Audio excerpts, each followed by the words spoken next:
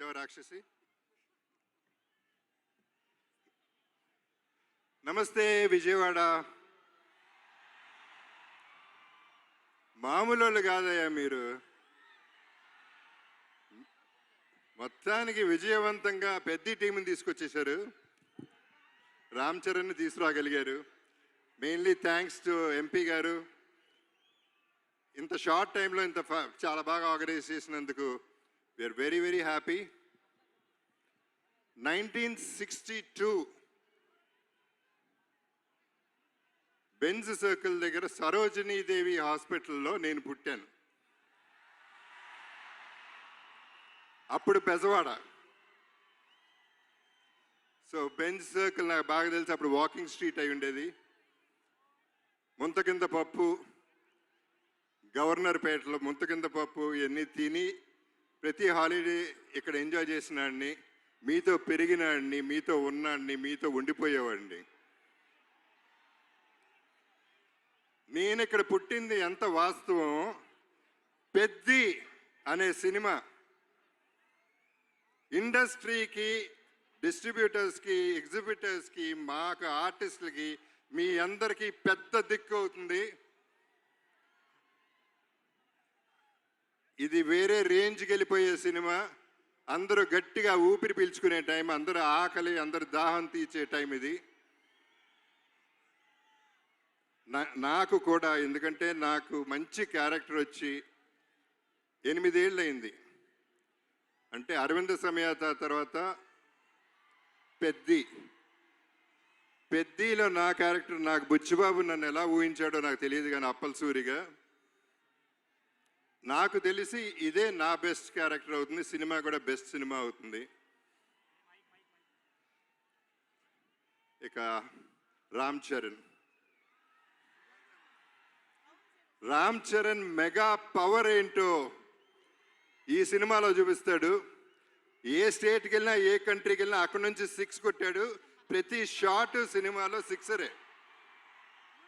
మీరు క్యాచ్ పట్టుకోవాలంతే. వాళ్ళ నాన్నగారు చిరంజీవి గారితో ఒక చిన్న డిస్కషన్ జరిగింది, మెగాస్టార్ గారితో. అప్పుడు నేను చరణ్ అంటే నాకు చాలా ఇష్టం. నేను మాట్లాడుతూ ఎంత ఎదిగిపోయాడండి అని చెప్తా ఉంటే ఆయన ఒక మాట అన్నారు, Charan talent wise, career wise, success wise ఒక ఎత్తు అయితే మనిషిగా సక్సెస్ అయ్యాడు. ఒక మంచి మనిషిగా, ఆ మంచి మనిషి, మంచి మనసు నేను సెట్లో చూస్తూ ఉంటాను. కలిసినప్పుడల్లా ఆ చూపులో, ఆ మాట, పిలుపులో కనపడుతూ ఉంటుంది. సో తనతో ఎప్పుడైనా ఏదైనా నేను ఎప్పుడూ రెడీగానే ఉంటా.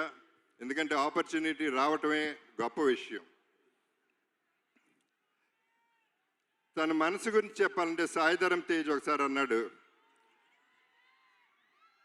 తన ఇంట్లో వాళ్ళ పేరెంట్స్తో పాటు వాళ్ళ బాబాయ్, మన డిప్యూటీ సీఎం గారు పవన్ కళ్యాణ్ గారు,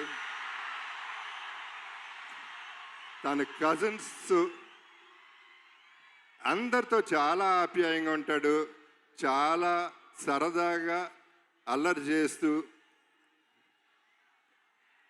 కలిసిమెలిసి ఉంటామని చెప్పాడు. చాలా సంతోషం.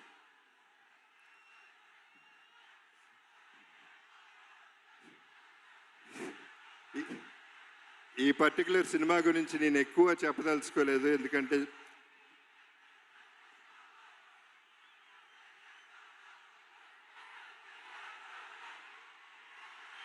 ఓకే.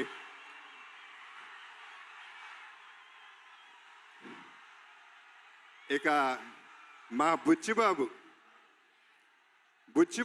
పోర్టబుల్ సైజులో, బఠానీ సైజులో ఇంత ఉంటాడు. తనలో ఎంత బుర్ర ఉందో, ఎంత టాలెంట్ ఉందో, అన్బిలీవబుల్ టాలెంట్ ఉంది, అన్లిమిటెడ్ టాలెంట్ ఉంది. Is unstoppable also. తను పోర్టబుల్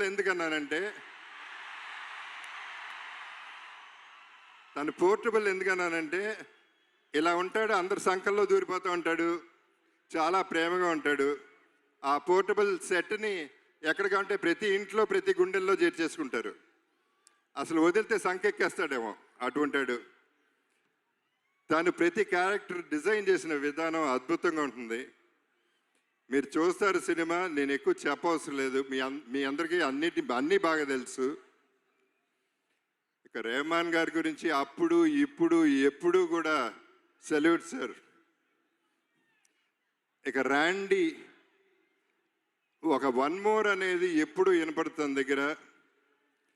అండ్ ధైర్యంగా టేక్ ఓకే అని చెప్పగలే ధైర్యం ఒక్క ర్యాండీకే ఉంది డైరెక్టర్ కంటే ముందు. అంత క్యాలిబర్ ఉన్న ర్యాండీతో పనిచేశాను.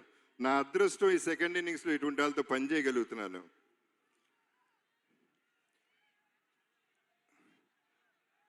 జాన్వి మీలాగానే నేను ఫస్ట్ టైం ఇక్కడ కలిశాను. సినిమా చేశాం కానీ నేను కలవలేదు ఎప్పుడు.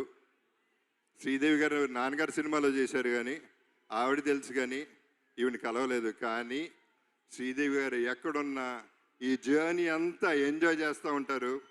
లుకింగ్ ఎట్ జాన్వి, మనందరం ట్రైలర్ చూసాం, ఎంత బాగుందో, ఎంత బాగా చేసిందో మీ అందరు చూశారు. God bless everybody. సతీష్ గారు, రామ్ చరణ్ తనకై తను ఫోన్ ఎత్తి సతీష్ గారికి ఫోన్ చేసి ఈ సినిమా మనం చేస్తున్నాం అని చెప్తే అంతకంటే అదృష్టం ఏముంటుంది. అంటే ఆయన క్యాలిబర్ ఏంటో కూడా మీకు క్లారిటీ వచ్చేసి ఉంటుంది ఈ పాటికి. ఆయన నాకు బాగా నచ్చింది ఏంటంటే ప్రొడక్షన్లో ప్రతిరోజు వచ్చారు, కూర్చున్నారు, ప్యాషనెట్గా సినిమా తీశారు. సో వీళ్ళందరితో పనిచేయటం, I'm sorry if I forgot anybody. So వీళ్ళందరితో పనిచేయటం, ఈ జర్నీ ఎంజాయ్ చేయటం అనేది నాకు ఒక అద్భుతం. నా జీవితంలో ఇదొక అద్భుతం అవుతుంది. నా బెస్ట్ ఫిల్మ్ అవుతుంది, నా బెస్ట్ క్యారెక్టర్ అవుతుంది. ఒకే ఒక డైలాగ్తో ఫినిష్ చేస్తాను.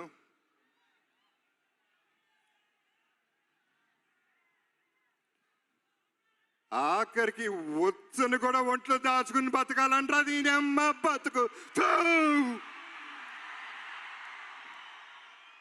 మీ అప్పల సూరి.